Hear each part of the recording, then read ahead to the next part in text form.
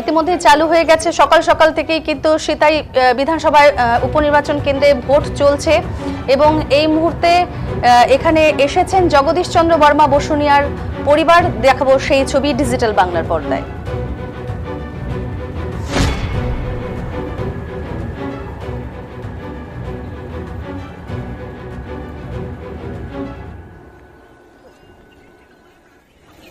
সঙ্গীতা রায় এসেছেন ভোট গ্রহণ কেন্দ্রে।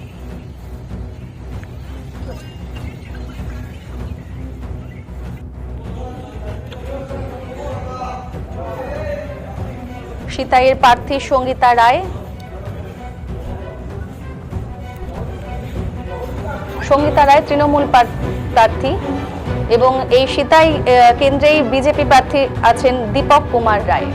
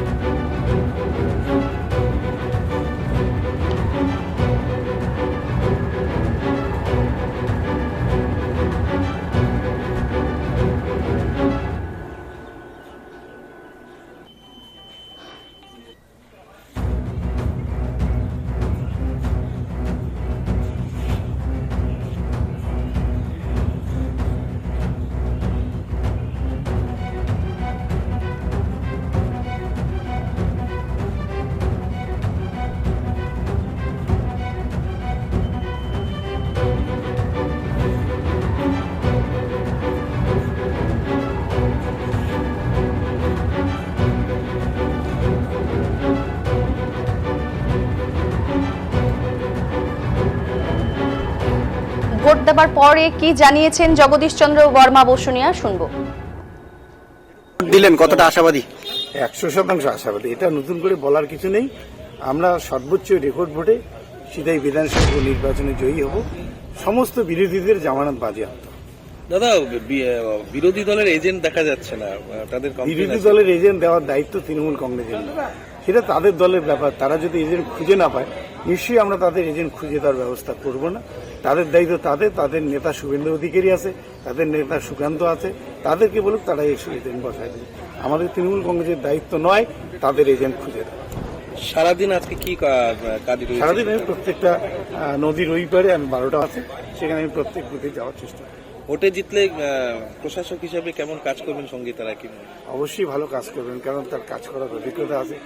উনি 5 বছর প্রধান ছিলেন এবং 2 বছর 2টা টার্মে পঞ্চায়েত সমিতির সভাপতি, এবং কাজ করার যে অভিজ্ঞতা, উনি জেলা থেকে শুরু করে সমস্ত স্তরের আধিকারিকদের সঙ্গে একটা সুসম্পর্ক আছে। অতএব কাজ উনি ভালোভাবে করতে পারবেন।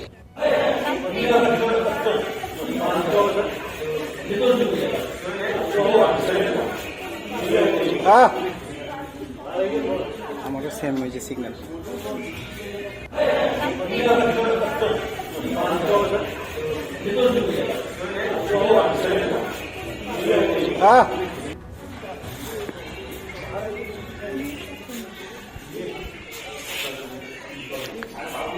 ভোট দিয়ে কি জানালেন তৃণমূল প্রার্থী সঙ্গীতা রায়, শুনুন।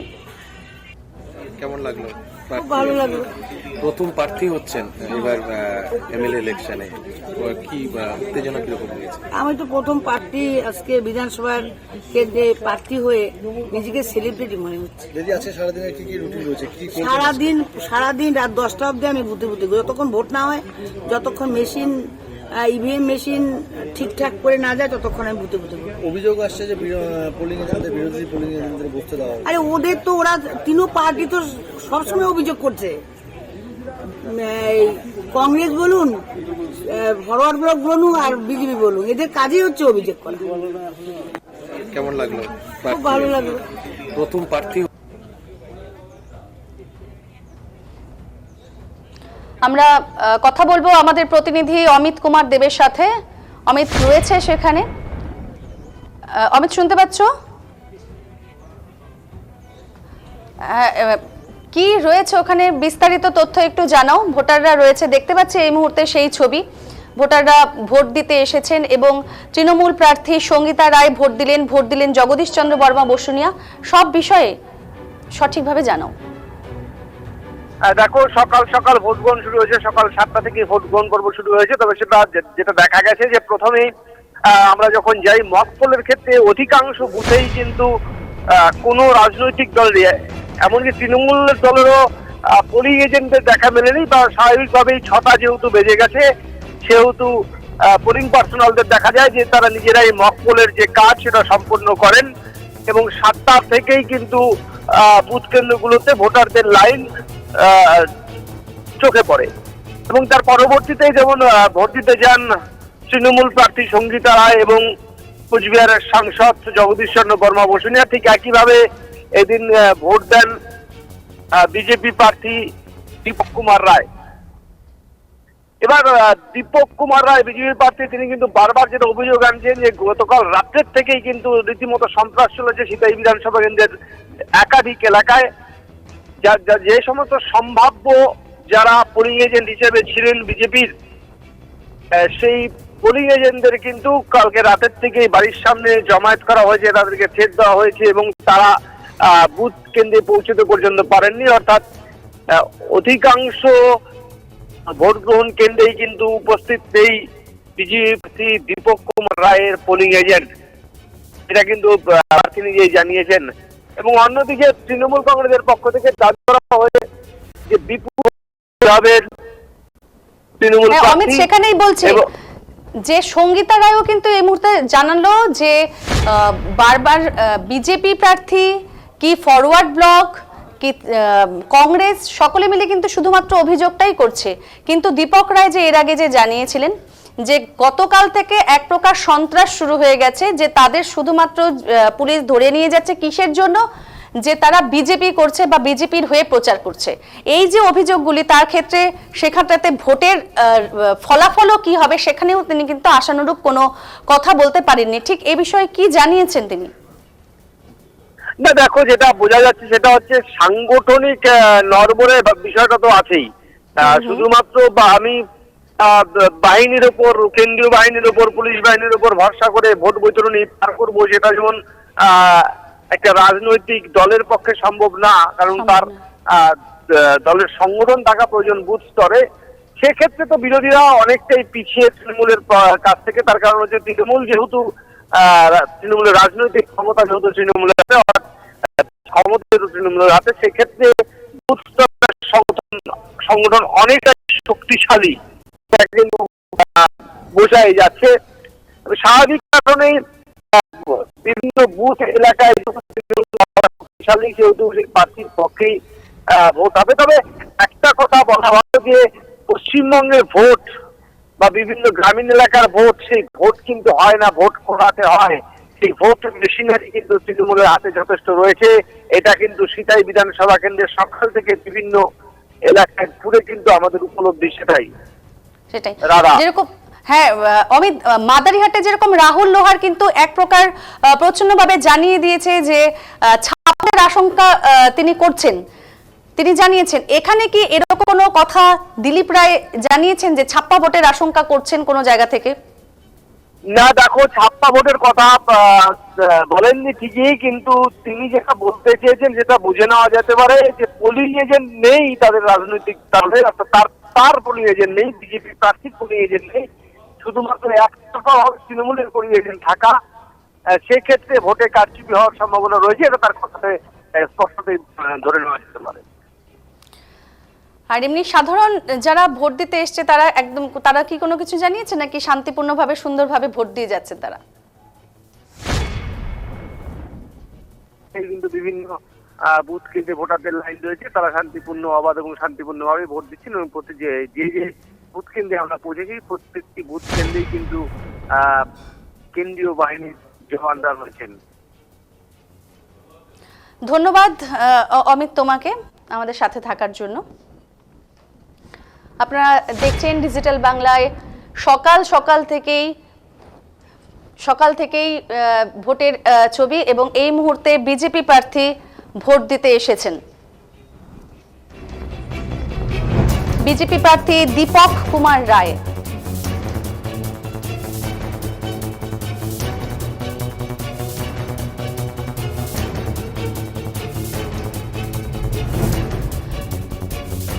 ভোটদানের পর্ব শেষ হতেই তিনি কি জানিয়েছেন শুনবো। দাদা বলুন, সকাল থেকে কি কেমন বুঝলেন, কি ভোট দিলেন? আমি আমার ভোট প্রদান করলাম, তবে কালকে রাত থেকে যে খবর পাচ্ছি সর্বত্রই বাইক বেরিয়েছে, আমাদের এজেন্টকে আজকেও ঢুকতে বাধা দিয়েছে। খবর পেলাম কিছু কিছু বুথে বিজেপির যে সিম্বল সেটা ঢেকে দেওয়া হয়েছে। এই ধরনের খবরগুলো আমার কাছে এসছে। এজেন্ট বসতে দেওয়া হয়নি, কোথাও কোথাও কাগজ ছিঁড়ে দেওয়া হয়েছে, ফলত মানুষ আতঙ্কের মধ্যে আছে। দেখছেন না, বুথে ভিড় নেই, মানুষ ভোট দিতে আসতে ভয় পাচ্ছে। এটা নিয়ে কি কোনো রিপোর্ট আপনি করেছেন এখন আমি পর্যন্ত? করেছি। তাতে কোনো না, এখনো পর্যন্ত সদর্থক কোনো ভূমিকা আমি দেখতে পাচ্ছি না। পুলিশের ভূমিকা বা প্যারামিলিটারি ফোর্সের ভূমিকা নেই? প্যারামিলিটারি আমি বলবো না, প্যারামিলিটারি ফোর্স বুথের বাইরে আছেন, তারা তো আর ভেতরে থাকতে পারবেন না। এক, 2 নম্বর হচ্ছে ডিস্ট্রিক্ট অ্যাডমিনিস্ট্রেশন, স্টেট অ্যাডমিনিস্ট্রেশন, যারা বিউরোক্র্যাটস, তারাই কন্ট্রোল করে সেন্ট্রাল বাহিনীকে। অতএব সেন্ট্রাল বাহিনী যারা নিয়ন্ত্রক, তারা দলদাসে পরিণত হয়েছে। পুলিশ প্রশাসন, সিভিল প্রশাসন অ্যান্ড তৃণমূল মিলেমিশে একাকার, আলাদা করা যাবে না। স্বাভাবিক কারণে গতকাল দেখবেন আমাদের 4 জন কার্যকর্তাকে তুলে নিয়ে যাওয়া হয়েছে পুলিশের পক্ষ থেকে উইদাউট এনি কজ। তাদের প্রায়র কোনো ক্রিমিনাল রেকর্ড বা এলিগেশন নেই। শুধুমাত্র তৃণমূলকে সুবিধা পাইয়ে দেওয়ার জন্য পুলিশ এই অপকর্মটি করেছে। তাহলে যেই নির্বাচন হচ্ছে, আপনি যে অভিযোগ করছেন, সেটা তো সুস্থ বলে আপনি দাবি করছেন? না, সুস্থ নির্বাচন সুস্থ নয় নয় তো বলে এটা। দাবি। সুস্থ নয় তো এটা। গণতন্ত্র প্রতিষ্ঠার জন্য গণতান্ত্রিক পরিবেশ দরকার, কিন্তু আমাদের পশ্চিম বাংলায় কোন গণতান্ত্রিক পরিবেশ নেই। তার ধারাবাহিকতা এবারের উপনির্বাচনে দেখতে পাচ্ছি। পর্যন্ত এজেন্ট বসাতে পারেননি এবার? না, বসাতে পারেননি এ কথাটা উইথড্র করতে হবে আপনাকে। মানুষজন এজেন্ট দিতে চেয়েছিল আমাদের দলের পক্ষ থেকে, দিতে দেওয়া হয়নি। পুরোপুরি রিপোর্ট আমার কাছে আসেনি, তবে বেশ কিছু সংখ্যায় এজেন্ট বুঝতে পারে। তাহলে কি বিজেপি যারা কর্মী সমর্থক তারা কি প্রতিরোধ করতে পারছেন না? না, প্রতিরোধের ব্যাপারটা আসবে কেন? গণতন্ত্রে প্রতিরোধ বলে কোনো শব্দ হয় না। গণতন্ত্রে একটা পরিবেশ দরকার, মানুষ তার ভোটাধিকার প্রয়োগ করবে। প্রতিরোধের কথা আসছে কেন? প্রতিরোধ শব্দটা তখনই আসে কেউ যদি আক্রমণ করে, তার প্রতি আক্রমণ হয়।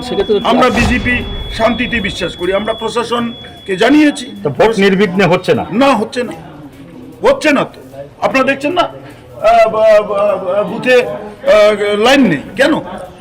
মানুষ আতঙ্কে আছে। তাহলে কি বাড়িতে আটকে দেওয়া হচ্ছে, আসতে দেওয়া হ্যাঁ, হচ্ছে? অনেককেই তাই। কালকে রাতে গিয়ে ধমকি দেওয়া হয়েছে, ভোট দিতে যাবেন না। মানুষ ভাবছে। গতকালকে বেশ কিছু ভিডিও আপনারা আপলোড